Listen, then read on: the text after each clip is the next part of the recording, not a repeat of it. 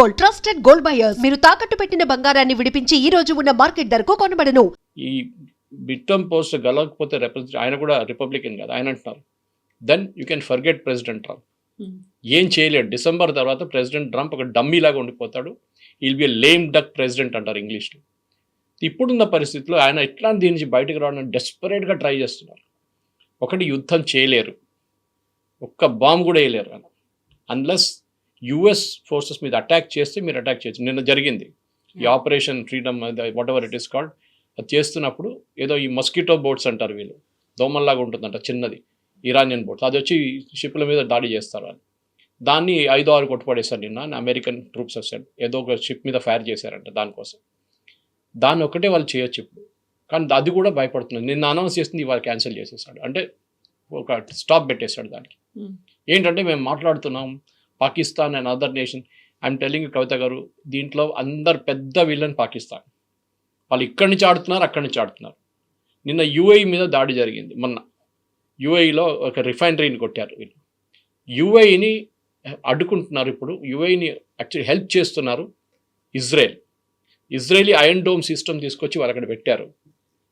అది కాకుండా ఈవెన్ వాళ్ళ ఇంకొక అడ్వాన్స్ టెక్నాలజీ వాళ్ళు కూడా వాడట్లేదు, which is called iron beam. ఒక హెవీ మైక్రోవేవ్ బీమ్ యూజ్ చేస్తారు. అది వాళ్ళు తీసుకొచ్చి ఇరాన్లో ఇక్కడ యూఏఈలో టెస్ట్ చేస్తున్నారు. అది కూడా బాగా పనిచేస్తుందంట. నిన్న 4 క్రూజ్ మిసైల్స్ కొట్టారు ఇరాన్. ఇప్పుడు ఆవిడ చెప్తున్నారు మేము కొట్టలేదు అంటున్నారు. మళ్ళీ ఎవరు కొట్టారు మీరు కాకపోతే? ఇప్పుడు ఎందుకంటే అది కాగానే యూఏఈ అన్నారు, అయిపోయింది, చాలా అయింది ఇది, ఇప్పుడు now we're going to hit back అన్నారు నిన్న. వాళ్ళకి తెలుసు ఇరాన్కి ఇజ్రాయెల్ అక్కడ ఉందని తెలుసు, భయం ఉంది వాళ్ళకి. సో ఇరాన్ ఇప్పుడు కొడతారని చెప్పి యూఏఈ వార్నింగ్ ఇచ్చిన తర్వాత వాళ్ళు స్టేట్మెంట్ ఇచ్చారు, డినై చేశారు, మేము చేయలేదు ఇది చెప్పి. అప్పుడు దాకా వాళ్ళు మాట్లాడలేదు దాని గురించి. అందరికి తెలుసు అక్కడి నుంచి వచ్చింది మిసైల్ అని. ఇప్పుడు ప్రెసిడెంట్ ట్రంప్ ప్రాబ్లం ఏంటంటే, ఒకవైపు యూఏఈ ఇప్పుడు వీళ్ళ మీద దాడి చేస్తే మళ్ళీ యుద్ధం మళ్ళీ మొదలవుతుంది. ఈయన యుద్ధం చేయలేడు, బికాస్ కాంగ్రెస్ అంటే వాళ్ళ పార్లమెంట్లో 60 రోజుల లోపల మీరు అప్రూవల్ తీసుకోవాలి వార్ పవర్స్ యాక్ట్లో. అది ఇప్పుడు లేదు, అది పోయింది. దానికోసం నిన్న మార్కో రూబియో కూడా అనౌన్స్ చేసేసారు, నో యుద్ధం అయిపోయింది, ఆపరేషన్ ఫ్యూరీ ఈజ్ కంప్లీట్. కావాలంటే కొత్త యుద్ధం మొదలు పెట్టాల్సి వస్తుంది, ఆపరేషన్ ఫ్యూరీ పార్ట్ 2 అని చెప్పి మొదలు పెట్టాల్సి వస్తుంది. So first part is over. ఇప్పుడు ప్రెసిడెంట్ ట్రంప్ దీని నుంచి బయటికి రావాలంటే స్ట్రెయిట్ ఆఫ్ హార్మోజ్ ఇప్పుడు కూడా ఓపెన్ కావట్లేదు. ఆయన డెస్పరేట్గా ఇరాన్తో ఏదో ఒక ఒప్పందం చేయడానికి ట్రై చేస్తున్నారు. ఇరాన్ వాళ్ళ న్యూక్లియర్ దాని మీద అంగీకరించారు. మీరు ఆలోచించండి, ప్రెసిడెంట్ ఒబామా జేసీపీఓ అప్పుడు ఒప్పందంలో 2015లో దీనికన్నా చాలా మంచి డీల్ తీసుకొచ్చారు ఆయన. ఇరాన్ ఆల్మోస్ట్ వాళ్ళ కంప్లీట్ న్యూక్లియర్ అంబిషన్స్ పక్కన పెట్టేశారు. దాంట్లో ఓన్లీ వాళ్ళ పీస్ఫుల్ పర్పసెస్ కోసం, వాళ్ళ న్యూక్లియర్ ప్లాంట్, అదే పవర్ ప్లాంట్ కోసం 3% ప్యూరిటీ ఉంచుకుంటాం, 3.67 టు బి ఎగ్జాక్ట్. దానికన్నా బెటర్ డీల్ ఎవరికి రాదు. ఇది రాగానే ఈయన 2018లో ప్రెసిడెంట్ ట్రంప్ దాన్ని చించి పక్కన పడేశారు. Now he struggling. ఇప్పుడు న్యూక్లియర్ డీల్ రాదు, అక్కడ రెజీమ్ మారదు, మీరు స్ట్రెయిట్ ఆఫ్ హార్మోజ్ మ్యాక్సిమం వాళ్ళు ఓపెన్ చేసి ఇచ్చేస్తారు అంతే. మీరు మిగతా ఏం చేయలేరు ఇరాన్ని. వాళ్ళ మిసైల్స్ అట్లనే ఉండిపోతుంది, వాళ్ళ రెజీమ్ అక్కడే ఉండిపోతుంది. మీరు ఏ యుద్ధానికి దానికి వెళ్ళారో ఒక్కటి కూడా మీరు అచీవ్ చేయకుండా బయటకు వచ్చేస్తారు. జస్ట్ బికాజ్ ఆయన ఎట్లయినా ఆయిల్ ప్రైస్ తగ్గించేస్తే స్టాక్ మార్కెట్ పైకి వెళ్తుంది, వాళ్ళ ఓటర్ బేస్ కొంచెమైనా వాళ్ళ వైపు చూస్తారని చెప్పి ఒక కాన్ఫిడెన్స్ ఉంది ట్రంప్. కానీ ఇజ్రాయెల్ దీన్ని ఆగనియరు, వాళ్ళు డెఫినెట్గా మళ్ళీ కొడతారు ఇరాన్ని. అప్పుడు యుఎస్ ఏం చేస్తారు? ఎగ్జాక్ట్లీ. ఇప్పుడు గతంలో కూడా ట్రంప్ చాలా అనౌన్స్ చేశాడు, మీ సివిలైజేషన్ని అంతం చేస్తాను అన్నారు. టుడే ఈజ్ డ్యామ్స్ డే, లేకపోతే bridges day, today is power plants day అన్నారు. ఆ తర్వాత స్ట్రెయిట్ ఆఫ్ హార్మోజ్ కాదు, స్ట్రెయిట్ ఆఫ్ ట్రంప్గా పేరు మారుస్తాను అన్నారు. ఇప్పుడు ఆపరేషన్ ప్రాజెక్ట్ ఫ్రీడమ్ అనేది ఒకటి తీసుకొచ్చిన తర్వాత ఇమ్మీడియట్గా ప్రపంచ పటంలో కూడా లేకుండా చేస్తాను అంటే అక్కడ ఒక ఫ్రస్ట్రేషన్ అనేది కనిపిస్తోంది, ఏం చేయలేని ఒక నిస్సహాయత కూడా కనిపిస్తోంది. ఇరాన్ మాత్రం అలాగే ఉంది, స్ట్రాంగ్గా ఉంది, స్టబ్బన్గా ఉంది, యాక్సెప్ట్ చేయట్లేదు. స్ట్రాంగ్గా లేదు, దే ఆర్ స్టబ్బన్. కానీ వాళ్ళు ఎకనామికలీ వాళ్ళు మొత్తం కంప్లీట్గా డౌన్ అయిపోయారు. వాళ్ళ దగ్గర డబ్బులు లేవు, వాళ్ళ దగ్గర వాళ్ళ సిటిజన్స్కి, వాళ్ళ ప్రజలకి తినడానికి పెట్టడానికి తిండి కూడా లేదు. వాళ్ళ దగ్గర రైస్ లేదు, బియ్యం లేదు, గోధుమలు లేదు, ఏదో పాకిస్తాన్ వైపు నుంచి ఏదో తెప్పించుకుంటున్నారు. అది యుఎస్ చూడకుండా వాళ్ళు ఇగ్నోర్ చేస్తున్నారు. అది పాకిస్తాన్ వైపు నుంచి ఏదో ట్రక్స్లో తీసుకొస్తున్నారు, కంటైనర్ కార్గో పాకిస్తాన్లో ఉన్న గ్వాడవార్ పోర్ట్లో దిగిపేసి అక్కడి నుంచి వస్తున్నారు అనమాట, బై ల్యాండ్ రూట్. ఎందుకంటే సీ రూట్ని తీసుకొస్తే యుఎస్ కొట్టేస్తారు, వాళ్ళు ఆల్రెడీ బ్లాకేట్ పెట్టారు కదా గల్ఫ్ ఆఫ్ ఒమాన్. ఇప్పుడు ప్రెసిడెంట్ ట్రంప్ ప్రాబ్లం నేను దీంట్లో పాకిస్తాన్ రెఫరెన్స్ చెప్పాను, కంప్లీట్ చేయలేదు నేను. పాకిస్తాన్ నిన్న వాళ్ళు సౌదీ అరేబియాలో కూర్చున్నారు. సౌదీ అరేబియాకి యూఏఈకి పడదు, మనందరికి తెలిసింది అది. పాకిస్తాన్ అదే టైంలో ఇరాన్తో నెగోషియేట్ చేస్తున్నారు, మిడిల్ మెన్గా చేస్తున్నారు వాళ్ళు. నిన్న యూఏఈ మీద బాంబు పడినప్పుడు మళ్ళీ ఒక స్టేట్మెంట్ ఇష్యూ చేస్తారు, మేము కండెమ్ చేస్తున్నాం దీన్ని. అరే మీరే కదా నెగోషియేట్ చేస్తున్నారు బాబు ఇరాన్తోని, వాళ్ళు యూఏఈ మీద బాంబు వేసి మీరు కండెమ్ చేస్తున్నారు, మళ్ళీ అటువైపు కూర్చొని వెళ్ళి వాళ్ళతోనే నెగోషియేట్ చేస్తున్నారు. మళ్ళీ మీరు సౌదీ అరేబియా దగ్గర వెళ్ళి కూర్చున్న సౌదీ అరేబియా యూఏఈకి పడదని మీకు తెలుసు. So Pakistan is playing a villain's game in this. ఇవాళ కాకపోతే రేపు ఇది చాలా క్లియర్గా బయటకు వచ్చింది. They are just making a fool of President Trump. ఎందుకంటే ఆయనకు తెలియట్లేదు. వాళ్ళు మీరు చూసుంటారు, ఫస్ట్ టైం ఒక 10 కండిషన్స్ పంపించారు, దాంట్లో ఒక సీజ్ ఫైర్ చెప్పారు లెబనాన్లో. అమెరికా అన్నారు మా దగ్గర మా కాగితంలో లేదేది, వాళ్ళు అన్నారు కాదు మా కాగితంలో ఉంది ఇది, మేము ఇచ్చిన 10 పాయింట్స్ అది ఉంది, మేము పాకిస్తాన్కి ఇదే ఇచ్చాం మేము. అరే పాకిస్తాన్ మాకు ఇచ్చిన దాంట్లో ఇది లేదు కదా, రీరైట్ చేశారు. పాకిస్తాన్ ఏమో హోప్ ఇస్తున్నారు, ఇరాన్ చేస్తారు, ఇరాన్ చేయరు ఒప్పందం. ఏ ఇరానియన్ రెజీమ్ అయినా యుఎస్తో ఒప్పందం పెట్టుకుంది అనుకోండి, రేపు వాళ్ళు ఉండరు 100%. ఇవాళ అరాచీ వాళ్ళు చైనాకి వెళ్ళారు, అక్కడ ఏం చేస్తాడు అది చూడాలి. ఇంకా చైనానే వీళ్ళకి లాజిస్టికల్ సపోర్ట్ ఇస్తున్నారు, బికాజ్ ఆయిల్ చైనాకి ఇస్తున్నారు, శాటిలైట్ ఇమేజరీ ఇస్తున్నారు, ఆయుధాలు ఇస్తున్నారు, దాన్ని అందరికీ తెలుసు. ప్రెసిడెంట్ ట్రంప్ 10 రోజుల తర్వాత మళ్ళీ ఆయన కూడా చైనాలో ఉంటారు. ఏం చెప్తారు ఆయన అక్కడ వెళ్ళే ముందు యుద్ధం ఆపడానికి ట్రై చేస్తున్నారు. కాదు, ఈ యుద్ధం ఆగితే 2 వైపుల నుంచి ఆగదు. ఒకటి ఇరాన్ ఆపరు, స్ట్రెయిట్ ఆఫ్ హార్ముజ్ వాళ్ళ దగ్గర ఉంటే ఆపరు వాళ్ళు. నెక్స్ట్ ఇజ్రాయెల్ కూడా ఆపరు. Correct, Israel will go all out. వాళ్ళకు ఒక సివిలైజేషనల్ వార్ ఇది. ఆ ఇరానియన్ రెజీమ్ని దింపితేనే వాళ్ళు చేస్తారు. యాక్చువల్లీ ఇది మొత్తం ఇజ్రాయెల్కి అప్పగిస్తే ఇప్పుడు దాకా యుద్ధం అయిపోతుండే. ఈ అమెరికా మీరు చేయకూడదు, బాంబ్ చేయకూడదు, సీజ్ ఫైర్ అని పెట్టుకున్న దాంతోనే ప్రాబ్లం వచ్చింది. ఇప్పుడు ఈ సీజ్ ఫైర్ తీసేస్తే విత్ ఇన్ 1 వీక్ ఇజ్రాయెల్ వాళ్ళని ఫినిష్ చేసేస్తారు.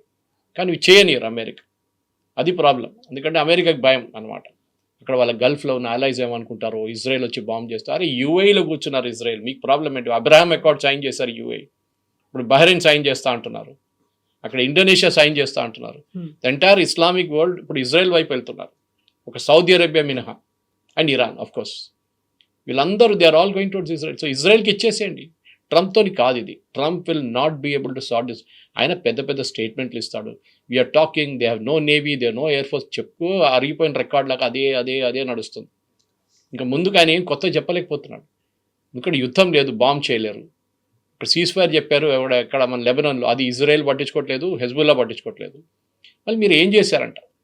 So he's now between the rock and the hard place అంటారు ఇంగ్లీష్లో. అట్లా ఏం చేయాలని నాకు అర్థం కావట్లేదు.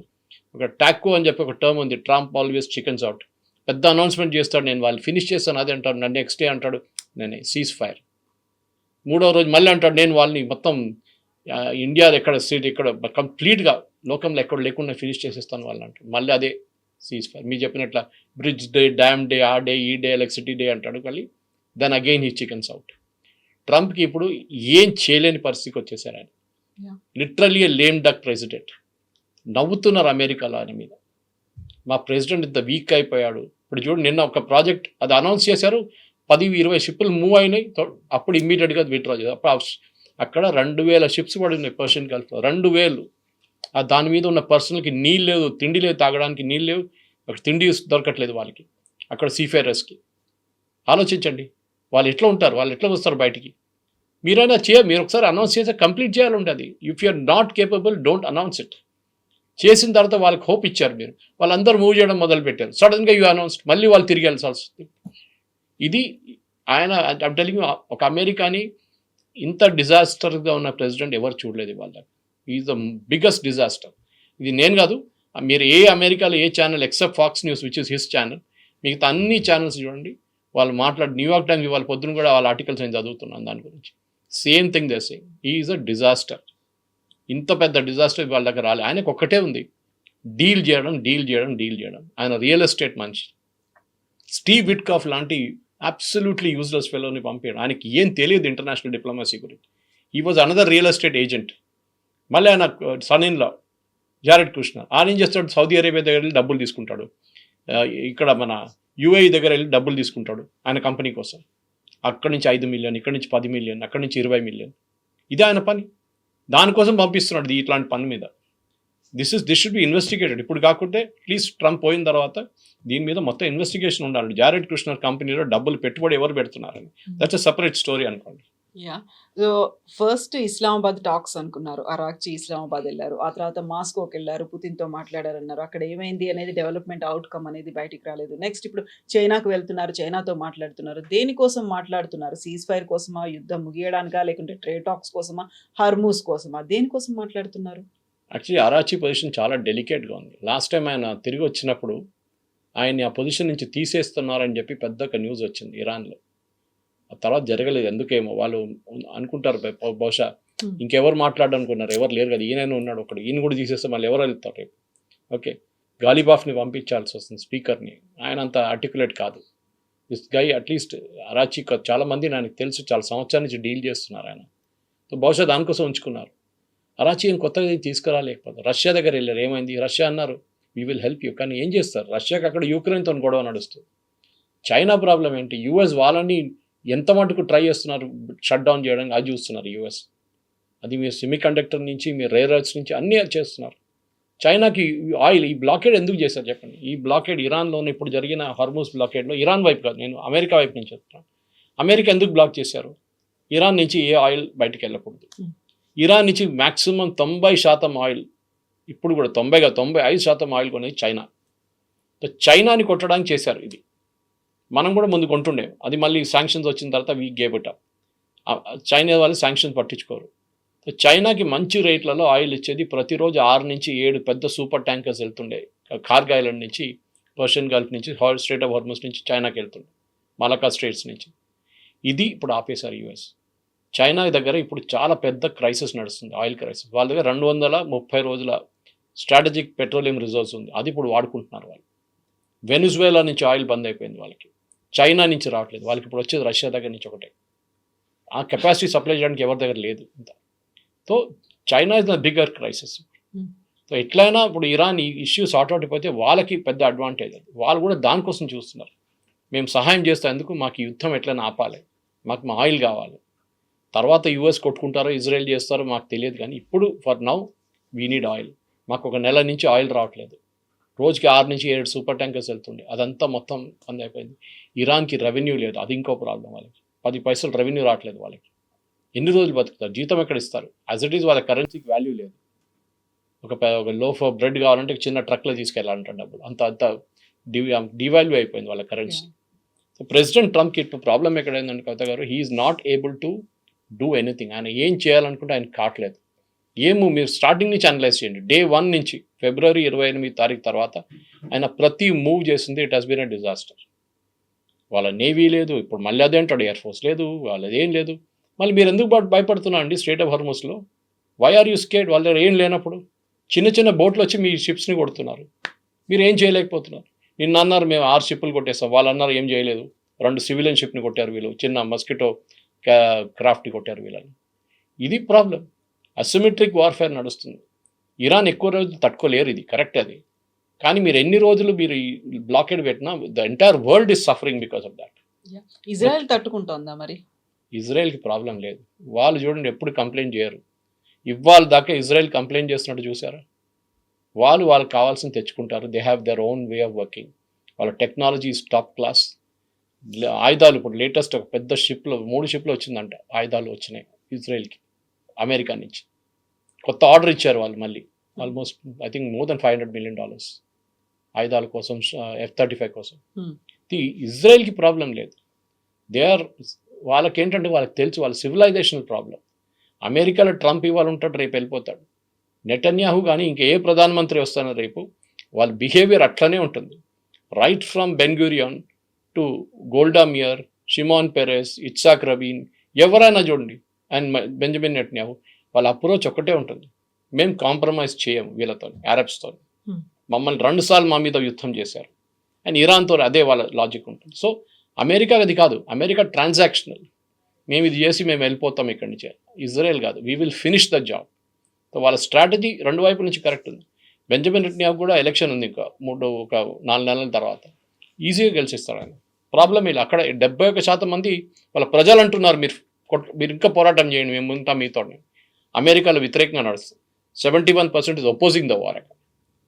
సో ఇంకెన్ని రోజులు కొనసాగుతుంది? ఆల్రెడీ ఇప్పటికి ఆల్మోస్ట్ 65 డేస్ అయిపోయింది. Trump has to withdraw. ఇంకే ఆప్షన్ లేదు ఆయనకి. ఈ పాకిస్తాన్ వీళ్ళని మొత్తం హిందీలో చెప్పాలంటే ఉల్లు చేస్తున్నారు ప్రెసిడెంట్ ట్రంప్ని. ఇరాన్ అంగీకరించారు, ఇరాన్ మాట్లాడుతున్నారు, ఏం జరగట్లేదు. ఇవాళ దాకా ఇప్పుడు వచ్చే ముందు నేను I was watching one of the American channels. ఈ 2 నెలల్లో 2 కదా, మోర్ దెన్ 2 months అయింది కదా, February 20th నుంచి మనం almost we're talking of something like in the range of about 30 + 60 days 65 days అయిపోయింది. ఈ 65 రోజుల్లో ఒకటే మీటింగ్ జరిగింది యూఎస్తో. కానీ పాకిస్తాన్ హైప్ క్రియేట్ చేస్తారు, మేము మాట్లాడుతున్నాం, ఇరాన్ దగ్గర కాగితాలు చెప్పి ఇరాన్ ప్రపోజల్ పంపిస్తుంది, nothing. Because me base proposal ఏంటి, మీరు ఎందుకు యుద్ధం మొదలు పెట్టారు, దాని నుంచే మీరు కాంప్రమైజ్ అయితే ప్రెసిడెంట్ ట్రంప్ నెక్స్ట్ ఎలక్షన్లో, ఈ బై ఎలక్షన్లో ఉండరు, వాళ్ళ పార్టీ నెక్స్ట్ 2028లో జరగబోయే వాళ్ళ ప్రెసిడెన్షియల్ ఎలక్షన్లో ఎవరైనా వాళ్ళ క్యాండిడేట్ ఉన్నా కానీ ఓడిపోతారు. Because is compromising on his ideal. మీరు యుద్ధానికి వెళ్ళినప్పుడు దాని మీద మీరు కట్టుబడి ఉండాలి.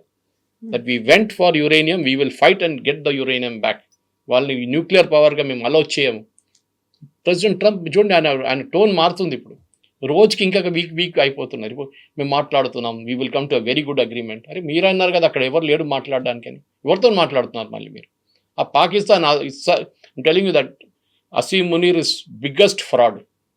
ఆయన చేస్తున్న ఫ్రాడ్ పని ఇది.